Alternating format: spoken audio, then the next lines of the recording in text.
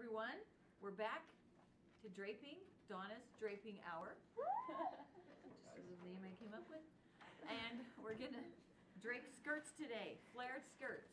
All right.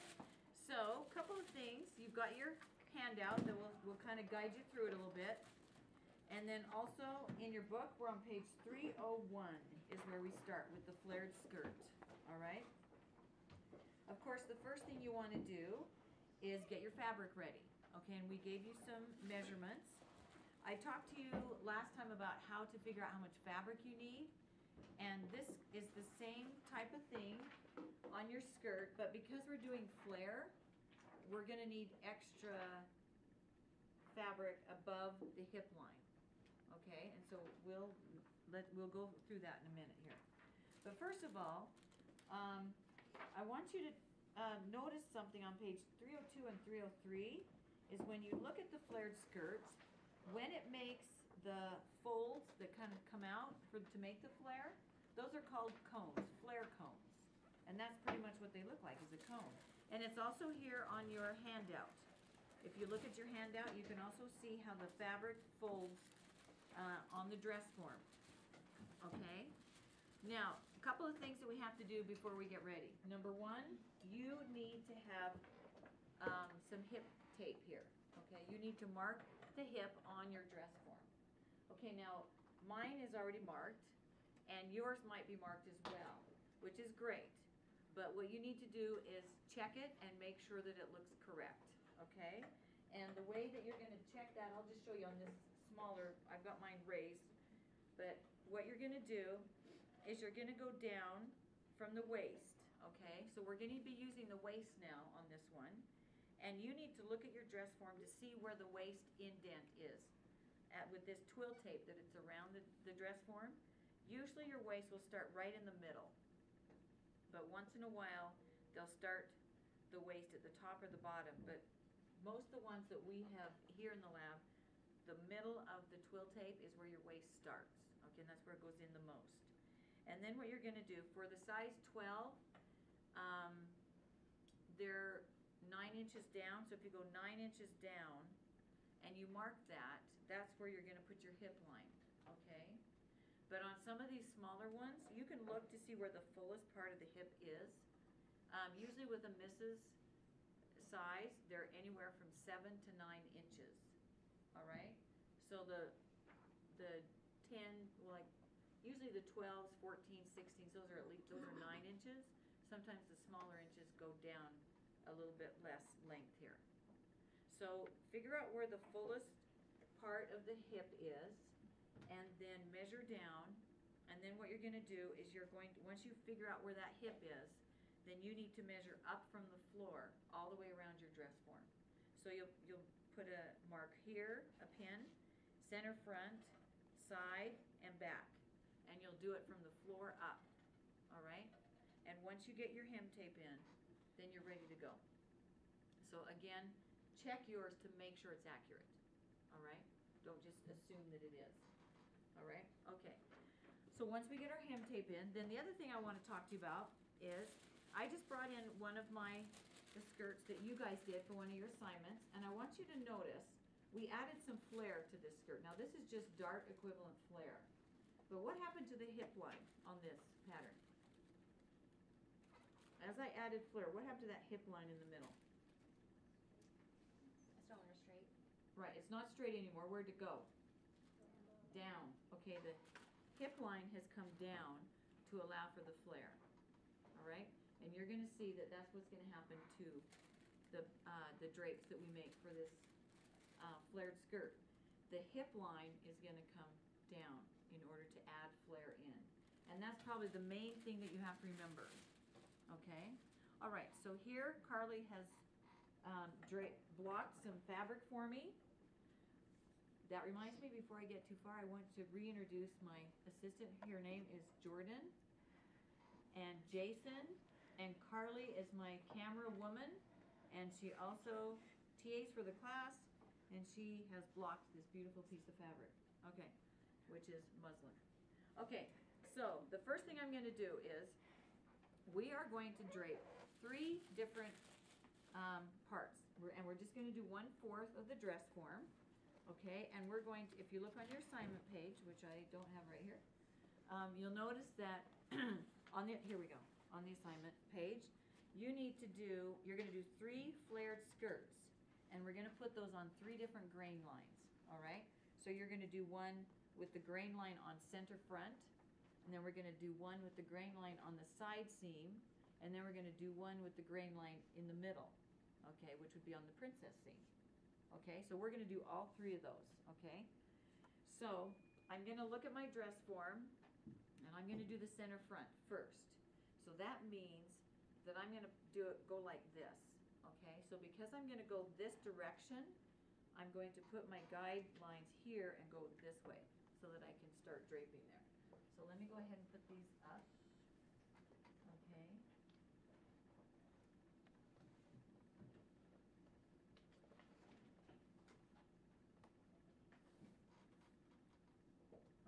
So the first thing I'm going to do is get out a pen, one of my thick pens that you don't want to use, and I'm going to put my 1-inch mark here, okay?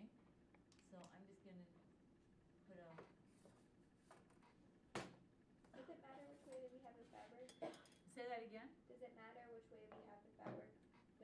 It's 27 by 25, or, yeah. The first number is your length. So that's this right here. Did I get this right? Let's see, what was the amount that we had to do? Yeah, 20, oh, okay, 27 by 25, so I need to turn this. Okay, because I'm just naturally put it the line. Wait, no, that's right. The first one is 20, yeah, I've got it right, because I've got my selvage here. So the first number is your lengthwise grain. Is that what you're asking? The first number on there is the lengthwise grain. And then the second number is your crossways grain. Okay, so I've got, let me just go ahead and put mark in that 1 inch.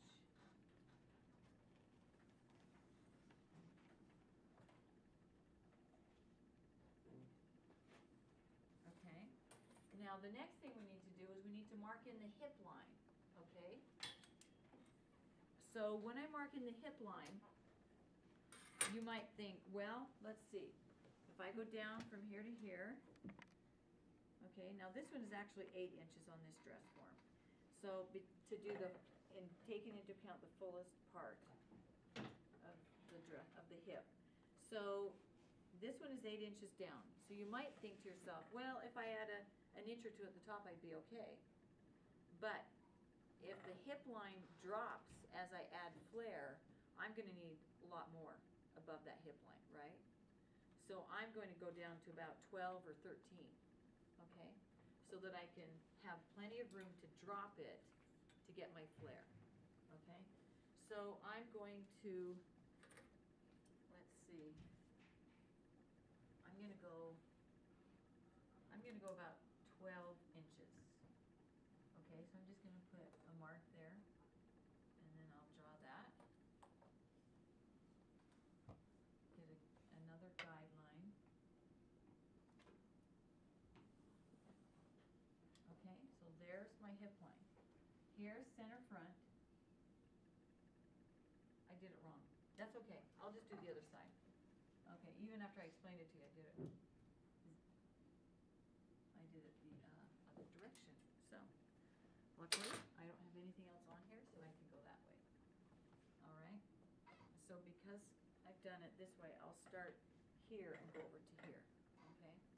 So when you do these, if you want to do different, because you're doing 3 different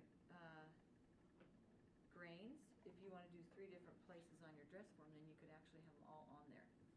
All right? Okay, now I've got my 1 inch, and you can either press this or you can just finger press it. Okay, I'm just going to lay it along this desk and finger press. Okay, this is fairly stiff, so it holds it pretty good.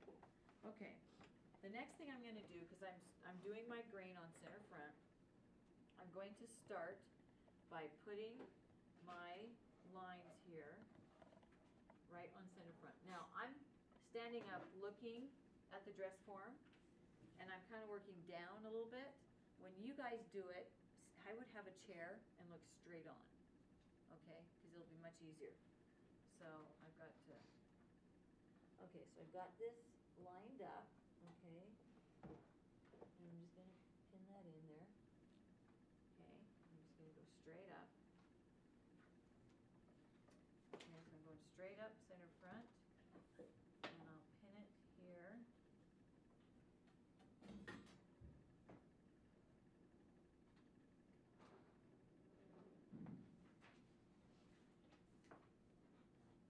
Okay, and it is a little harder to get your pin sometimes into the twill. All right, and I've got some other pins here. I can see that we've used these when we did our last skirt, so I'm just gonna take some of those out. Okay, now, what I want you to notice, I'm gonna stand over here. What I want you to notice is, if I was just gonna make a straight skirt or something, look, I would just have it go like this, right? I've got my hip line, grain, and then I would put in some darts here, but we're adding flare. So this is what we do. We simply drop our hip line. Can you see flare start to form here? Okay, and can you see how it kind of starts to form into cones? Well, we're going to make it do that, but see, that's all we've done here is just drop it and see how we get extra flare in there. So that's all you do. Just drop your flare. Drop your hip line, and then you get your flare. But we're going to do it a little more organized than just doing it like that. So what we're going to do now is we're going to leave that alone for a second. We're going to decide in our minds what we want this to look like. All right? Do I want to put in, I have to go from here to here. So do I want to put in 2 flare cones? Each one of those little triangular shaped of flare is called a flare cone. So do I want to put in 1 here, 1 here? Do I want to put in 2 big ones? Do I want to put in a big one and a little one? You know, there's different things you can do. All right? So kind of have in your mind what you want to do. Now, I am somewhat limited because pretty soon my I'm gonna run out of fabric here. Right? So you kind of have to figure out how much flare you want and gauge that to how much fabric you need to drape it. Okay? So what I'm going to do is I'm just going to put in 2 flare cones, and I'm going to mark it with just a pin. I'm going to decide up here where I want my flare cones to be. Okay, so I'm going to put one, I think I'll put it in the middle of the first, well, I think I'll go a little bit closer and put it a little closer to the princess line, and then I think I'll just come a little ways on this side and put in another one. So I'm going to mark with a pin where I want the flare cones. Okay, and remember we're using pins with no heads on them. I can feel them through the muslin, but I don't want it to cause a bump or anything. Okay, now if you'd like to, you can take 2 straight pins and put 2 in together, and then you've got a little bit more of a raised mark there where you can feel it. But I'm just going to go with the 2. I think I'm okay with that. Okay,